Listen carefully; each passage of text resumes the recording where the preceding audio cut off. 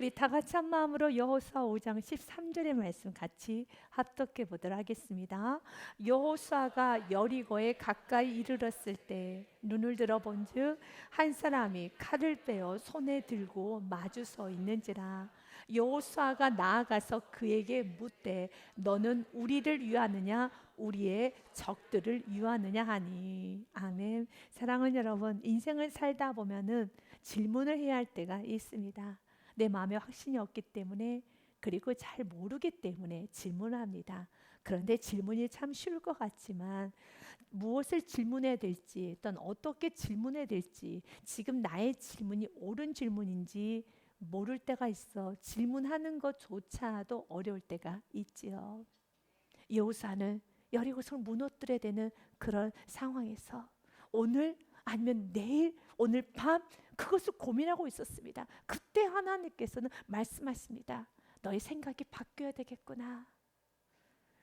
여호수아는 자신이 가나안 땅을 정복할 수 있다는 것은, 자신의 힘과 노력을 할 수 없다는 것을 어느 누구보다 잘 알았습니다.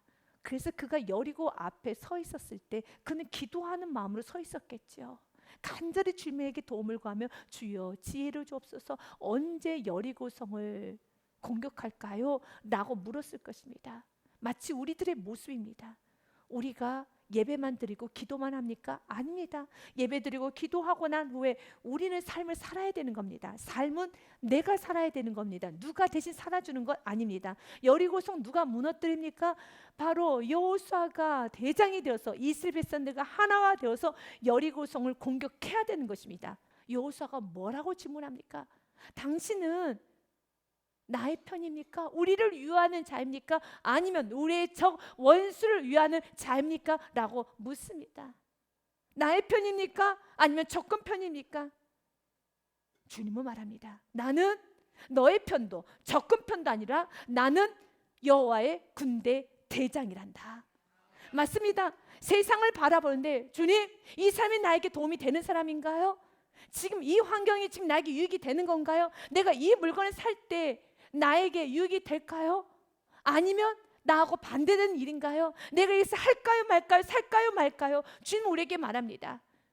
나의 편이 되는가, 나에게 유익이 되는가 아닌가를 고민하면서 경계하고 의심하고 분석하고 또 경계하고 의심하면서 사는 것이 아니라, 나의 편도 아니고 주님의 편도, 나의 편도 아니고 원수 편도 아니라 우리 모두 주님의 편이 되면 되는 것입니다.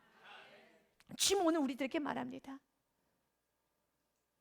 나의 편인가 아니면 원수의 편인가 아니라 우리 모두 주님의 편이 되셔야 됩니다.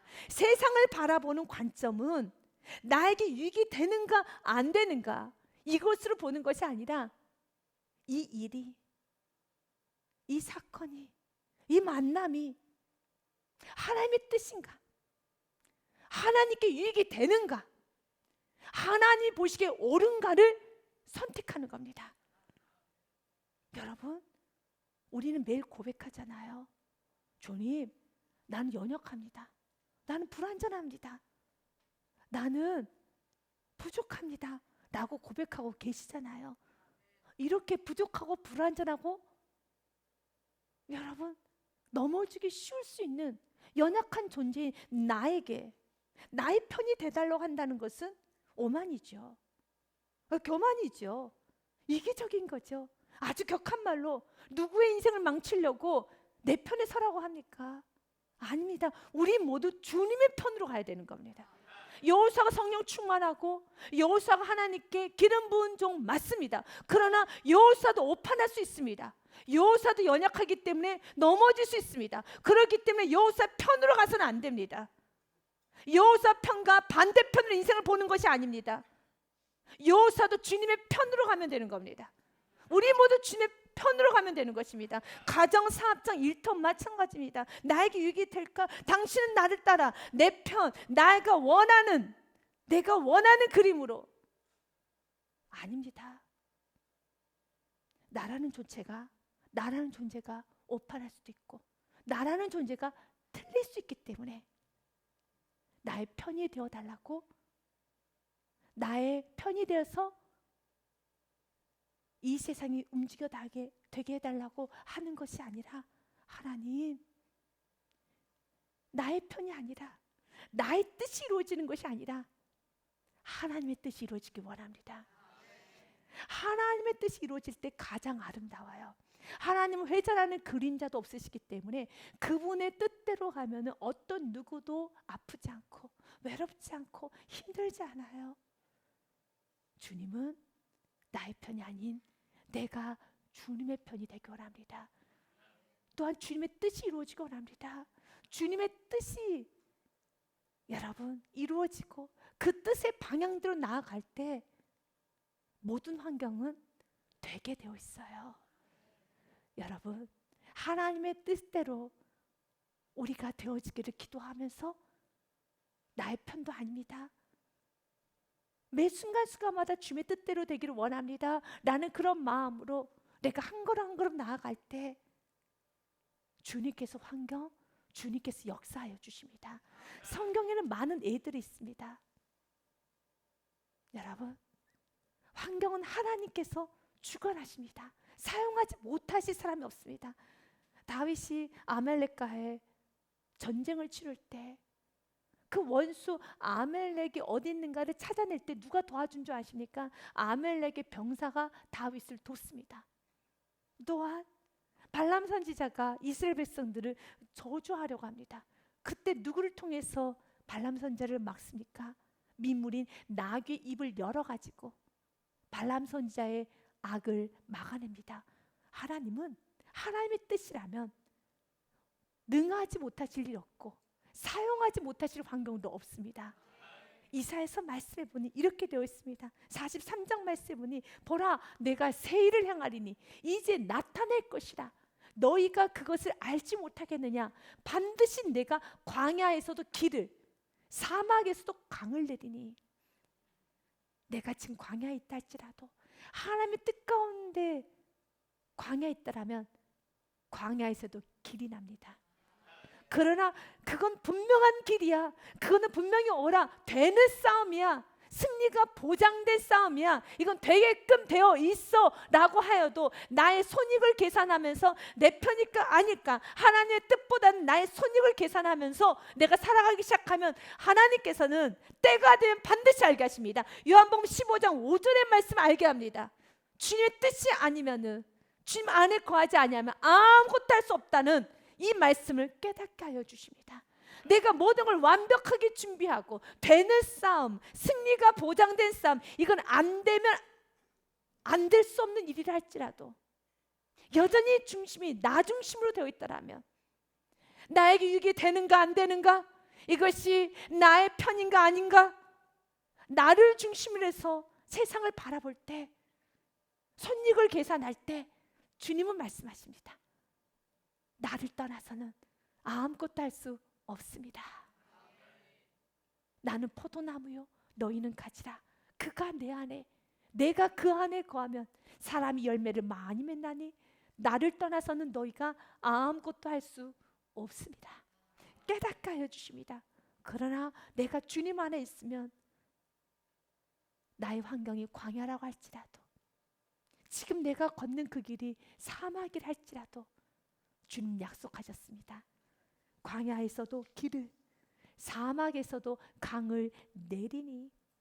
20절 말씀에요. 장차 들짐승 곧 승냥이와 타조도 나를 존경할 것은 내가 광야에서 물을, 사막에서 강들을 내어 내 백성, 주님 안에 있는 자, 주님의 뜻대로 살아가는 자, 내 중심이 아니라 주님의 편에 서기를 원하는 자, 내가 택한 자에게 마시게 할 것입니다. 에브라임 링컨의 예가 오늘 말씀하고 참 조화를 이루는 예인 것 같습니다. 16대 대통령이었던 에브라임 링컨이 노예 해방을 위한 남북 전쟁을 하고 있는 과정이었었죠. 남군에 밀려서 패전하게 될 그런 위기 상황 때 링컨의 한 참모가 이렇게 말합니다. 하나님이 우리 편이 되어주시도록 기도합시다 라고 건의를 합니다. 그때 링컨이 아주 멋진 말합니다.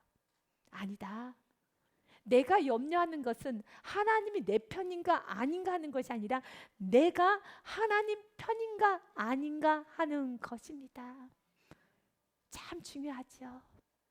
하나님을 끌어당기는 것이 아니라 내가 하나님께로 가야 되는 겁니다. 내가 하나님 편이 되어야 하는 겁니다. 내가 하나님 편이 되어서 움직이면 만약 그곳이 사막이라 할지라도 사막에서 강을 낼 것이고 광야에서도 길을 낼 것이며, 그 사람이 사기꾼이라 할지라도, 그 사람이 나의 원수라 할지라도, 그 사람이 나의 적군이라 할지라도 주님은 그 원수를 사용하셔서 원수를 바꿔서 도움자로 만들어 주신 분이 하나님이시라는 겁니다. 하지만 반대로 정말 나를 도울 수밖에 없는 협력자라 할지라도, 나를 돕는 자라고 내가 분명히 두 눈 뜨고 확실히 보았다 할지라도 내가 주님 안에 있지 않으면 그는 나의 도움이 될 수 없습니다. 그래서 성경은 여호수아에게 앞으로 가나안 땅을 정복해야 되는 그 시작점에 서 있는 여호수아에게 너는 세상을 나의 편과 너의 반대되는 편으로 보는데 아니지. 이것이 하나님의 편인가? 이것이 하나님의 뜻인가? 이것을 가지고 치열하게 고민하고, 지금 내가 가고 있는 길이 하나님의 뜻인가? 치열하게 고민하고 무릎 꿇고 기도하면서 나아가야 되지 않겠느냐 라고 말씀하시는 것입니다. 두 번째로 이제 여호수아에게 말합니다. 내 발의 신을 벗으라. 여호수아는 질문을 하였지요. 당신은 우리를 위한 사람입니까? 아니면 적군을 위한 사람입니까? 라고 질문합니다. 그때 그 질문에 아니라 라고 그의 질문 자체를 부정하고 말하십니다. 나는 여호와의 군대 대장으로 지금 왔느니라. 그렇다면 여호와의 군대 대장이 누구이실까요? 여호와의 군대 대장을 알기 위해서는 여호와의 군대가 누구인지를 알아야 됩니다. 왜냐하면 여호와의 군대에 대장이 오셨기 때문에 여호와의 군대가 천사들인가 아니면 또 다른 집단인가? 우리가 생각하기에는 천군 천사 여호와의 군대가 천사들이라면 천사장이 왔구나 라고 해석이 가능하겠죠. 하지만 천사가 아닙니다. 성경은 여호와의 군대가 누구인지 기록해 놨습니다. 출애굽기 말씀해 보니 12장 41절에 430년이 끝나는 그날에 여호와의 군대가 다 애굽 땅에서 나왔은즉, 출애굽이죠. 누가 출애굽했습니까? 누가 출애굽했습니까? 이스라엘 백성들. 그러면 여호와의 군대가 이스라엘 백성들이라면 그 군대 대장이 누구입니까? 모세일까요? 여호수아일까요? 아니죠. 여호와의 군대 대장은 하나님이시죠. 그렇기 때문에 나는 여호와의 군대 대장이라는 그 말씀이 선포되었었을 때 그가 바로 얼굴을 땅에 대고 엎드려 절하고 그에게 이르되 내 주여, 주인이시여, 하나님이시여, 종에게 무슨 말씀하려 하시나이까? 라고 엎드린 것입니다. 여호수아는 질문을 옳지 못하겠어요. 세상을 나의 편인가 적군 편인가로 보았습니다. 하나님 중심으로 세상을 보지 못했던 미숙함이 있었습니다. 그러나 하나님의 말씀이 명확하게 선포되었을 때, 그가 누구인지 알았을 때 엎드렸다는 겁니다. 사랑하는 여러분, 우리 모두에게 이런 겸손이 있어야 되겠습니다. 여호수아는 내가 여호와의 군대 대장이라 하였을 때 그 자리에서 엎드려 얼굴을 땅에 대고 엎드려 절하고 말씀합니다. 말합니다. 주여, 종에게 말씀하여 주옵소서. 이러면 되는 것입니다. 여러분, 어리석고 참으로 완악했던 헤롯 왕은 어떻게 했습니까? 진짜 왕이 태어나셨을 때 왕이 태어남을 듣고 그 왕을 죽이고자 했습니다. 그러나 죽이지 못했었을 때 그가 너무 분노하여서 헤롯 왕은 2살 아래 사내 아이를 다 죽여요. 이런 만행을 저지릅니다. 왕이 오셨을 때는 왕의 자리를 내어 드리셔야 되는 겁니다. 실제적으로 이스라엘 백성들에게 이스라엘 백성들은 여호수아를 향해서 당신은 우리 대장입니다 라고 말했을 겁니다. 그래서 대장님 여호수아가 말을 하면 돌격하면 돌격하고 멈춰 하면 멈추고 우회하면 우회하는 겁니다. 이 세상을 살아가는데 대장이 있죠. 그러나 진짜 대장이 오셨을 때는 물러나야 되는 것처럼 우리는 세상을 살아가면서 각자 여러분의 주의가 있을 겁니다. 그러나 우리 모두는 압니다. 나의 진짜 주인, 나의 진짜 왕, 나의 진짜 대장이 누구이신지는 우리는 분명히 알고 고백합시다. 대장이 오셨습니다. 인생의 대장이 오셨습니다. 우리 가정의 대장이 오셨습니다. 우리 교회의 대장이 오셨습니다. 우리 교회 리더가 오셨습니다. 대장이 오셨습니다. 대장이 오셨기 때문에 이제 여호사는 짐이 가벼운 거예요. 이제 여호사는 여호와의 군대 대원으로서 가면 되는 겁니다. 자신이 대장이라 생각하였기 때문에 이 여리고성을 되어야 한다고, 무너뜨려야 하기 때문에 그 짐이 너무 무거워서 어찌할 줄을 몰라서 하나님, 이 성을 무너뜨려야지만 하나님 내게 주신 약속의 말씀을 이룰 수 있고 내 사명을 다할 수 있는데 지금 어떻게 합니까? 여리고성은 천왕성과 같습니다. 어떻게 해야 됩니까? 너무 무겁습니다. 그때 주님께서는 내 사랑하는 여호사, 짐이 너무 무겁다는 것을 알았기에 주님은 나타나셔서 말씀합니다. 대장이 왔다. 이러면 이제 우리 모두 해방이 찾아오는 거예요. 여러분, 여러분의 자녀의 진짜 부모가 오셨습니다. 여러분의 가정의 진짜 주인이 오셨습니다. 우리 가밀교회 진짜 주인이 오셨습니다. 이제 우리 모든 대원일 뿐입니다. 해방이 되었습니다. 우리는 이 짐을 질 필요가 없습니다. 진짜 대장이 오셨습니다. 그분이 대장이라는 겁니다. 그분이 대장입니다. 이젠 자유라는 겁니다. 자유인 것입니다. 그래서 때로는 여러분의 인생이 지금 무겁게 느껴질 때 어떻게 내가 인생을 살아갈까? 자녀를 어떻게 양육하고 결혼까지 시킬까? 어떻게 빚은 갚을까? 어떻게 내 집 마련을 할까? 어떻게 무엇을 할까? 이런저런 고민이 있을 때마다 스스로 이렇게 말하십시오. 대장도 아닌 것이 대장인 척하며 내 안에 있는 오버하는 모든 어둠의 세력을 떠나갈지어다. 그러면서 스스로에게 말하십시오. 자영아, 오버하지 말아라. 너 대장 아니야. 너는 군대 대원일 뿐이야. 진짜 대장이 오셨다라는 겁니다. 진짜 대장이 오셨습니다. 그 대장이 이렇게 말씀합니다. 발의 실을 벗으라 라고 말씀하십니다. 여호와의 군대 대장이 여호사에게 이렇게 명령합니다. 왜 명령하셨습니까? 여호사가 땅에 엎드려 절하며 주여 내게 말씀하옵소서, 주의 종이 듣겠나이다 라고 하였을 때 바로 우리의 예배가 여호사가 엎드린 이 예배인 것입니다. 여러분, 오늘 예배를 왜 오셨습니까? 못하게 해서 오셨습니까? 우리 모두도 여호사처럼 얼굴 땅에 대고 엎드려 절하고 주님께 말씀하셨죠. 주여 종에게 나에게 무슨 말씀하려 하시나이까? 이런 마음으로 예배를 드리고 있으시죠? 주님은 여러분에게 말씀하십니다. 15절에 내 발에서 신을 벗으라. 신을 벗는다는 건 권리를 포기한다는 것입니다. 룻기서에 보면은 시어머니였던 나오미, 며느리 룻, 그리고 룻의 남편이 될 보아스가 나옵니다. 나오미가 보아스를 보자, 우와, 우리의 먼 친척이니 우리의 며느리 룻과 결혼할 수 있겠구나 라고 생각합니다. 그 당시에는 계대 결혼법이 있었습니다. 그래서 남편과 아들이 죽어 더 이상 대를 잇지 못할 때는 친척이 대신하여 대를 이어주는 그런 결혼법이 있었습니다. 그런데 아무 친척이나 결혼을 할 수 있는 것이 아니라 나에게서 가장 가까운 친척 순으로 결혼할 수 있는 것입니다.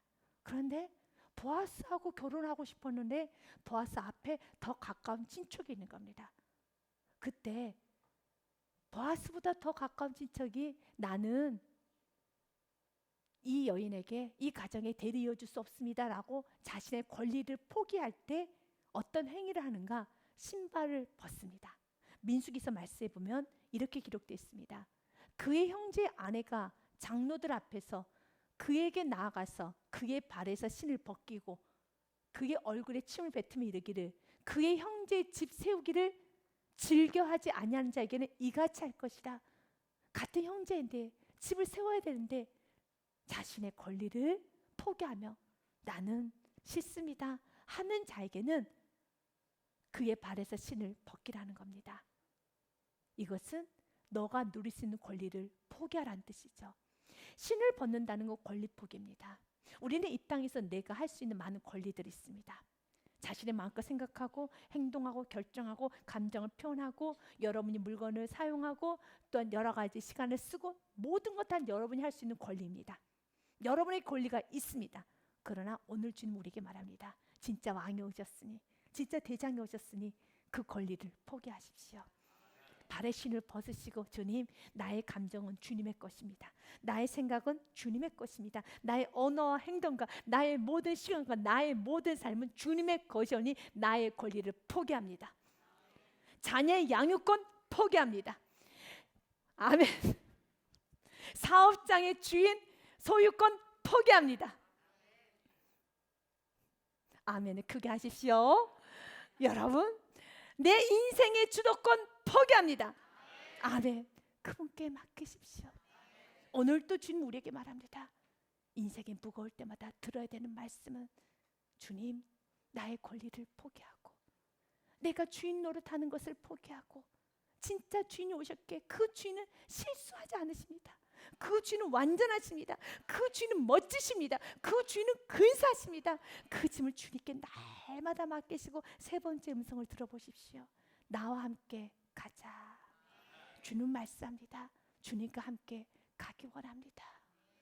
이제는 힘들어하지 말고 눌려하지 말고 주님과 함께 한 걸음 한 걸음 나아가기 원합니다. 진짜 왕이 계시기 때문에 그 왕 대신 주님의 음성을 잘 듣고 내가 주님보다 앞서지 않고 뒤처지지 않고 언제나 주님의 다스림을 받으면서 한 걸음 한 걸음 나아가기 원하는 다윗과 같은 6걸음의 예배자가 되기 원합니다. 다윗은 언약궤를 예루살렘 중심부에 옮기고 싶었습니다. 그런데 그는 실패했어요. 여러분도 인생 가운데 실패했던 경험들 있죠. 하나님의 뜻대로 살려고 했는데 나는 정말 열심히 했는데 때로는 실패할 때가 있어요. 마치 다윗처럼요. 다윗은 3만 명을 동원해서 언약궤를 옮기려고 했습니다. 하나님은 참 기뻐하셨어요. 너무너무 즐거워하셨습니다. 그리고 다윗은 충만했습니다. 그런데 언약궤를 떨어뜨렸고 그 언약궤를 만졌던 우사는 그 자리에서 즉사 죽었고 언약궤는 또다시 멈춰졌습니다. 얼마나 마음이 아팠을까요? 힘들었을까요?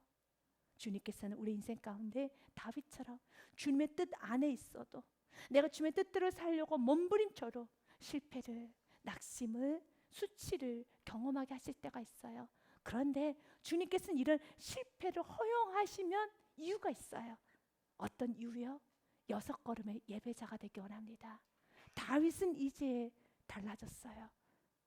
다윗의 모습이 어떻게 달라졌습니까? 사무엘하 6장 13절 말씀에 보니 언약궤를 옮기는데요. 여호와의 궤를 맨 사람들이 6걸음을 가매 멈춰 예배드리자. 다윗이 살찐 송아지로 제사를 드리고 또 6걸음을 걷고 멈춰 예배드리자. 또 6걸음을 걷고 멈춰 스탑 예배드립시다. 우리 주님은 우리가 6걸음의 예배자가 되기 원합니다. 주님이 왕이시기 때문에 열심히 우리는 이번 한 주간도 살아갈 겁니다. 열심히 살아갑니다. 그때마다 내 연약함을 알게, 나의 실패를 알게, 나의 부족함을 알게 멈추고 기도하자. 또다시 멈추고 예배하는 겁니다. 또다시 멈추고 기도하는 겁니다. 우리가 매 순간순간 달것 같이 6걸음의 예배자가 되어서 멈추는 겁니다. 그리고 주님께 묻습니다. 주님, 내가 지금 가고 있는 그 길이, 내가 지금 하고 있는 일이 주님의 뜻과 맞나요? 주님께 유익이 되는 일인가요?